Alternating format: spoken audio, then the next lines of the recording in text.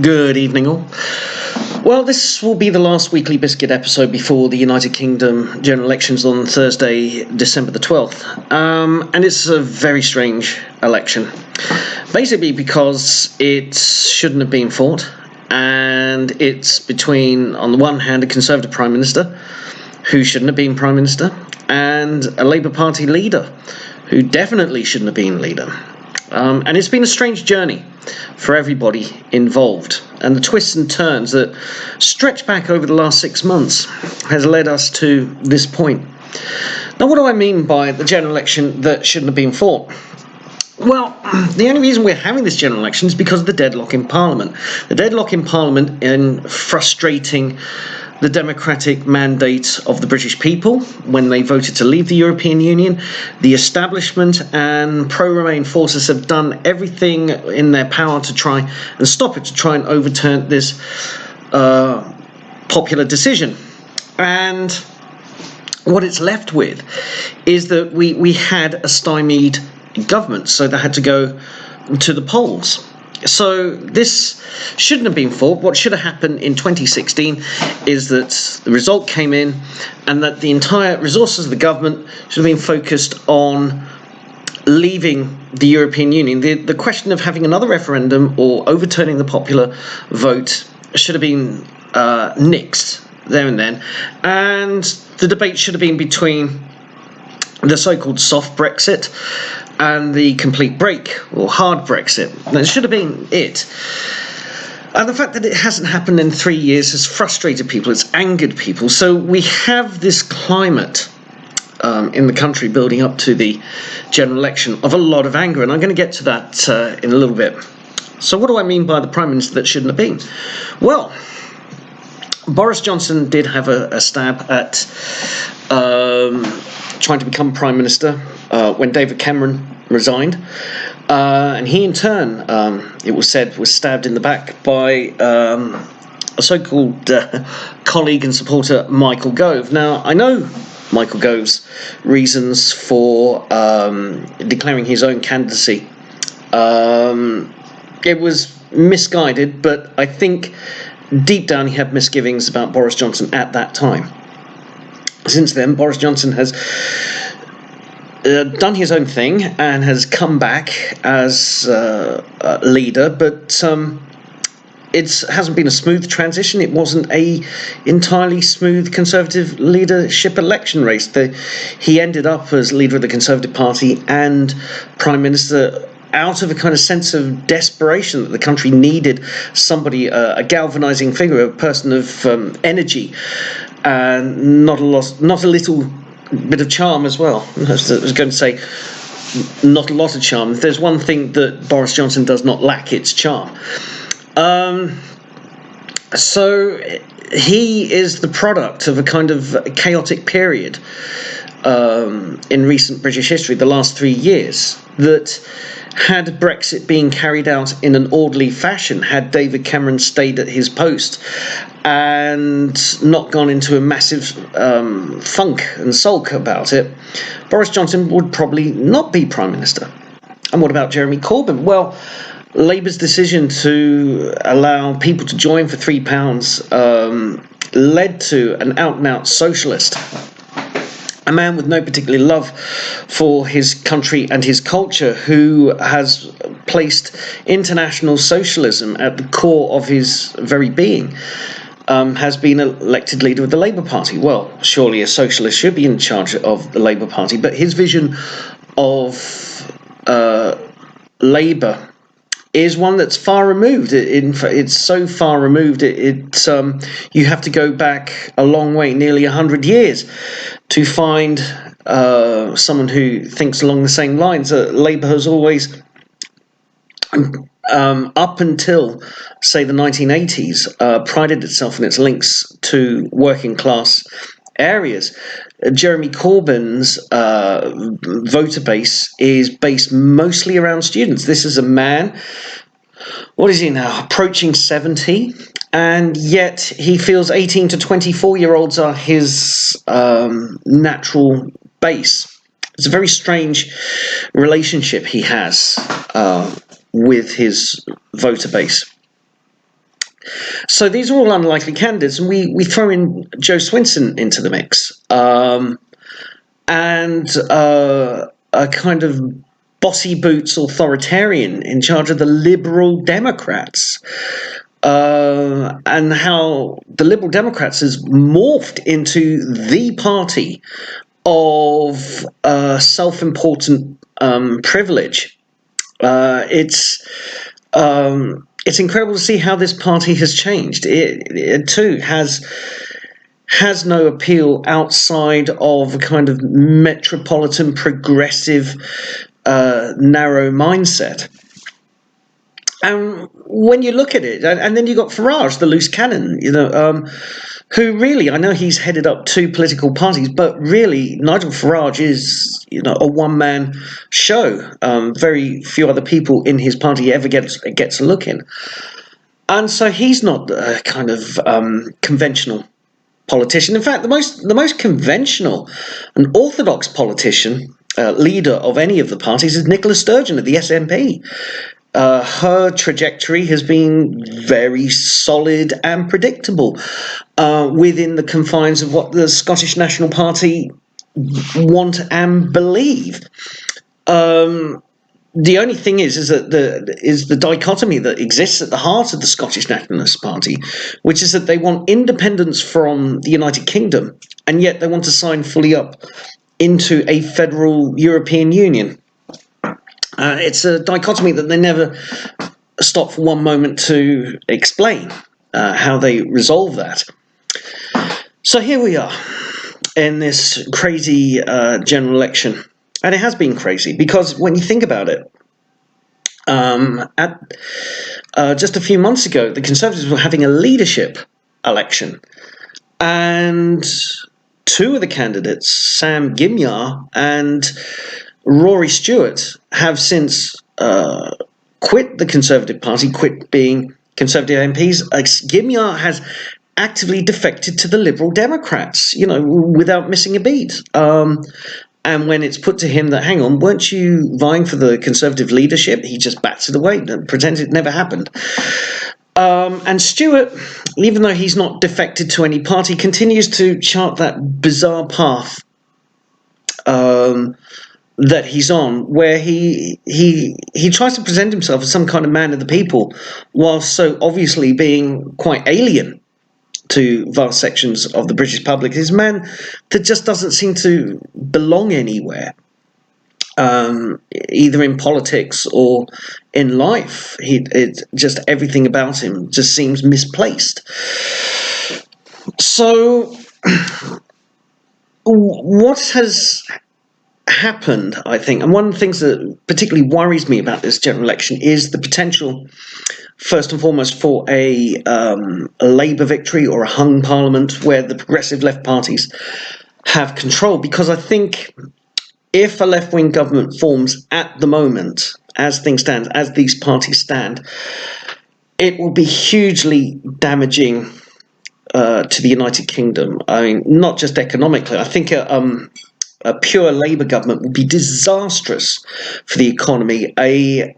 One that's driven or controlled in part by the Liberal Democrats wouldn't be as bad economically, because they'd just be suckling from the EU's teat until that collapses. So, with the Lib Dems in charge of the economy, our fortunes would be well and truly hitched to the fortunes of the European Union. And they don't look too bright. But hey, it's not going to be Venezuela. But I worry about the social and political life of the country and what the landscape would be after the general election. Because the last 3 years have unleashed a lot of nastiness. Now, I know the kind of the stuff coming from Brexiteers and people who voted Leave. Now, these broadly fit into two types. There's the kind of right-wing or centre to right-wing Leave crowd, and then there's the ex-Labour, disillusioned Labour Leave crowd. And the disillusioned Labour Leave crowd, I follow quite a few of them on Twitter, And they make very good points when it comes to Brexit. But I sense, when I think about the nastiest, most aggressive tweets aimed at Remainers, it's usually coming from them. It's usually coming from the disillusioned left. The right, as is their wont, just indulge in kind of that droll sarcasm that the right are just so good at. So it's a weapon they should deploy more in the culture wars. This kind of dry sarcasm, just to undermine the pomposity and the neuroses of the left. But from my point of view, and particularly in the last 2 weeks, the amount of abusive messages I receive on social media has shown a very dark and nasty side, which is what makes me worry for the social life of the country. If there should be a Labour win or a Labour Liberal Democrat Scottish National coalition, is that with a kind of institutional validation that having their parties in number 10, in government, that this would unleash a huge wave of vitriol from the left towards those in the centre and on the right, anybody who doesn't disagree with them, and it will kind of get a thumbs up from officialdom. I think it will be open season on any Conservative should Labour win. I don't think they'll just say, ha, we win, we're in government, and just carry on from there. They will push that advantage, if they should get one, to ramp up the hate speech laws, to clamp down on Conservative accounts on social media. I wouldn't put it past the Labour Party to somehow, in the next 5 years, pass some kind of enabling act. It won't be called that. It'll be called something else, but it will be a way of criminalising conservatism and conservative politics. I think that will happen. Would the Lib Dems go along with this? They might soften it, but I think they will push for more anti-hate speech legislation, and the term hate speech or hate crimes will be ever broadened to encapsulate more people. So that's my biggest fear, and I would urge people who are watching this, think about freedom. Don't just think about issues like the economy or is enough being done to disadvantaged people. That, funny enough, the thing is, you can get involved locally. If there's homeless people, if there's people who are impoverished or suffering, you can do so much at a local level. You don't need to bring in the heavy hand of the state, who will just set up committees, and you think big government can just step in with money immediately and lift people out of problems. No, it goes through various bureaucracies and committees, and a tiny amount of trickle gets through to where it's needed. So the best thing, if you want to stand up for the poor and the disadvantaged, your best thing is just to get out and make a difference at the local level. But having said that, if you care about freedom, if you care about the tradition of basic freedoms, I mean, we don't live in a purely free society. We never have, and we never will. Even if you take a hardcore anarcho-capitalist or libertarian position, freedom will always be limited to the fact that there are other people and your environment and circumstances. So true freedom is not possible, but you can try and grab as much freedom as you can in this world, and enough to lead a life where you're not feeling oppressed. And that's really what's up for grabs. Now, the Conservative Party are by no means perfect on this. They have their authoritarian and nannying tendencies as well, but you've got to look right across the spectrum. Who is best poised of anybody to hold on to what we have already and to try and push back slightly? It'd be easier to sway people in conservative ranks of the importance of freedom than it would ever be in the left. The Liberal Democrats have abandoned the cause of freedom and liberty. We don't know when they're going to come back to that, if they ever will. We don't have a Libertarian Party in the United Kingdom. We don't have an alternative on the right to the Conservatives. So, on the one hand, you think, well, maybe it's time we did have such a party, did have such a movement. Well, okay, let's go out, let's see the plan, let's draw up the plan, let's start recruiting. Otherwise, we're going to have to work within the confines of the Conservative Party, whatever way we can, to try and nudge and influence them in a direction where classical liberal values and as much freedom as we can bag. No, it's not perfect, but whatever you can grab, try and do so. So we have to work within what we've got. This is like what Peter Hitchens says. Well, he wants the Conservative Party to die. Okay, so what's the replacement? And he hasn't come up with one. And no one's come up with one at the moment. So get thinking caps on if you really want to make it happen. Otherwise, you're just carping from the sidelines. You've got two choices. You either create something new or you work within what you've already got. And I suppose I'm going to give a shout out here to my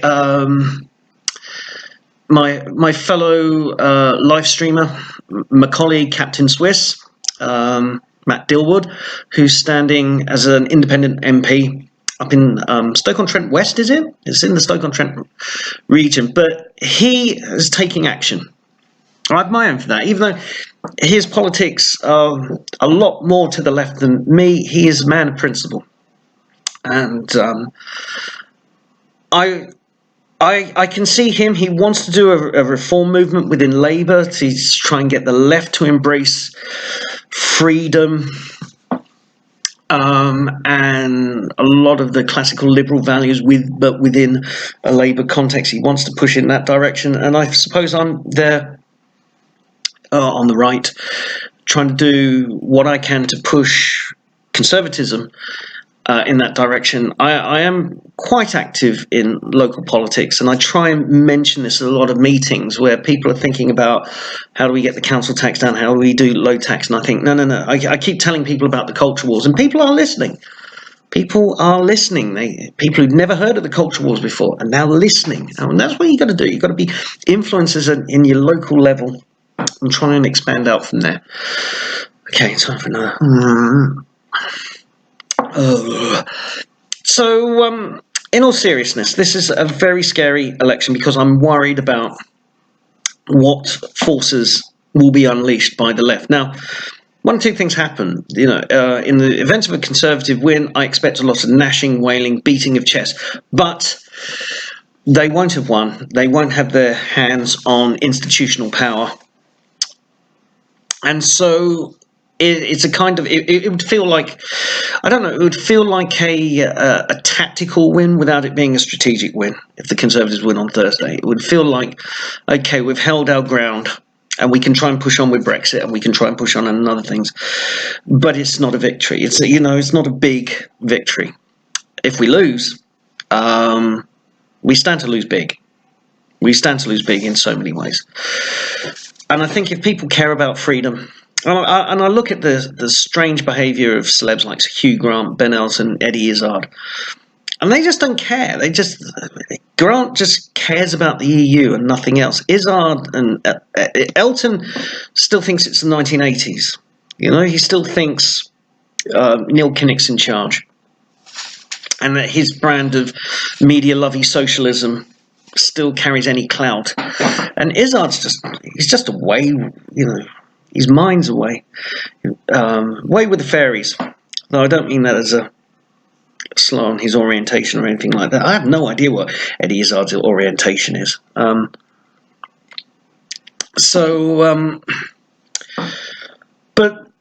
these celebs are just living in cloud cuckoo land. It has revealed they've always lived a little bit there, but we now have an openly anti-Semitic Labour Party, and yet these celebrities just don't stop to think. Some of them do. Tracy Ann Oberman, being Jewish herself, is rightly worried. Rachel Riley is worried, and she's battling it away. But I think Tracy Ann Oberman has made the most sensible points about the problem with Labour and anti-Semitism. And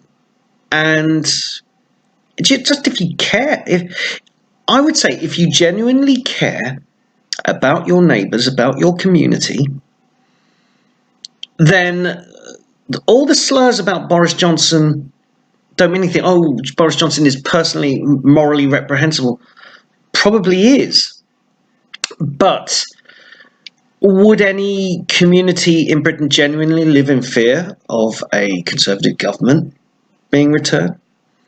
To the level that Jews in the United Kingdom are genuinely frightened of a Labour government coming to power. Now, it just so happened last week, I was up in North London, I was up in Golders Green and Finchley, both areas with a lot of Jews, heavy Jewish population, and people there were scared, were worried. I felt like just sort of stopping them and saying, come on, pull together, keep out Labour, and then on Friday you can wake up as safe, free citizens once again. But I got the sense of so much worry up there. So it's, I could say voting Conservative on Thursday would be choosing the best of a bad lot. But frankly, it's taking the only choice where nightmare scenarios don't come to pass, even though it's been painted and smeared. And I've had a lot of abuse the last 2 weeks from complete strangers. I mean, usually people with fewer than 30 followers just randomly attacking me on social media. I chalk this up to sock puppets accounts and bots. But the tone is nasty. You don't have to say much to get really nasty replies. I was skeptical about Ash Sarkar's claim that she was somebody came up to her and hurled abuse and threats to her on a train a few months ago, and she didn't report it then, but she's reporting it now, and it seemed unlikely. So I just tweeted, "Didn't happen of the year awards." #, and I got grief from complete strangers, left wing, real nutters, and I just think, crikey, if they get power, if they win on Thursday, heaven help us all. And on that note, what can I say? Cheer yourself up with a jammy dodger. That really does take the biscuit. Good night, good luck, and may we all wake up on Friday with freedom in our hearts.